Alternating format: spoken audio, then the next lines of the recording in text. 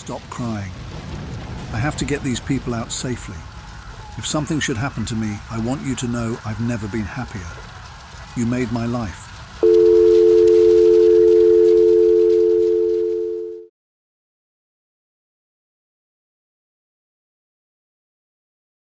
Rick Rescorla's miraculous life story started on May 27, 1939, in Hale, Cornwall, in the United Kingdom, where he was raised by his mother, a housekeeper and companion to the elderly, and his grandparents.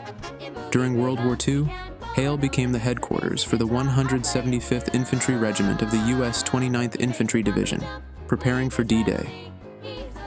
Rescorla idolized the American soldiers stationed there, inspiring his lifelong dream of becoming a soldier. A gifted athlete, Rescorla set a school record in the shot put and was an avid boxer. His support for American heavyweight Tommy Moriello in a fight against a British contender earned him the nickname Tammy, a name that stuck with him throughout his youth. In 1956, 16-year-old Rick Rescorla left Hale, Cornwall, determined to forge his own path. While Britain's national service required 2 years of conscription, Rescorla volunteered for 3 years, seeking greater opportunities. In 1957, he joined the elite parachute regiment of the British Army, serving as a paratrooper and intelligence officer during the EOK insurgency in Cyprus from 1957 to 1960. His exemplary service earned him the General Service Medal with the Cyprus clasp. After his military service, Rescorla became a police inspector in northern Rhodesia from 1960 to 1963. This is where Rick met American soldier Daniel J. Hill, who encouraged him to join the U.S. Army. Choosing principle over politics, Rescorla left the force rather than suppress white settlers resisting independence. Briefly serving with the Metropolitan Police in London, Rescorla found himself restless. Drawn to action and purpose, he soon set his sights on the United States, seeking new challenges and a chance to fight once more.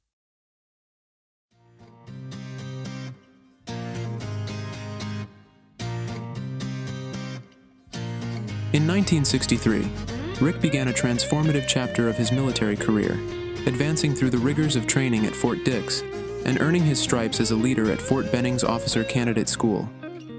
His determination saw him excel in airborne training, gearing him up for a role that would demand both acumen and bravery. Rick was assigned to the storied 2nd Battalion, 7th Cavalry Regiment, 1st Cavalry Division, Airmobile. Here he found his true calling as a platoon leader, embracing the responsibility with the same gusto and dedication he applied to every endeavor. His leadership qualities shone brightly, preparing him for the trials that lay ahead in the dense jungles of Vietnam. When the conflict escalated, Rick and his battalion were deployed to Vietnam, where they would become central figures in one of the war's most intense confrontations, the Battle of Ia Drang. This battle, which unfurled in November 1965, tested the mettle of every soldier involved and would go down in history for the relentless perseverance displayed by American forces.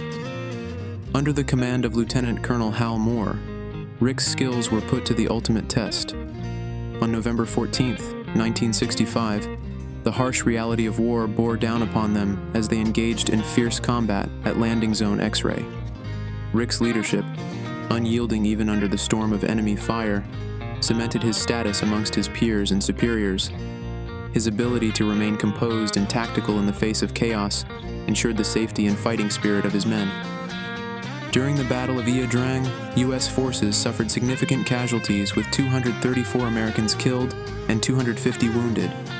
On the other side, estimates of PAVN casualties vary widely, but U.S. body counts suggest around 1,500 enemy combatants were killed. The intensity of the fighting and the heavy losses on both sides underscored the savagery of the conflict and the tremendous sacrifice involved. This battle would come to symbolize the grueling nature of a war that continued for another decade. Following the battle, Rick's reputation was one of reverence and respect. He was lauded as an exemplary leader, embodying the qualities of a true soldier. Lieutenant Colonel Hal Moore epitomized this sentiment, hailing him as the best platoon leader I ever saw. Rick's valor during the Battle of Ia Drang not only defined his career, but left an indelible mark on the collective memory of the U.S. Army. ensuring his legacy would live on as a paragon of courage and leadership.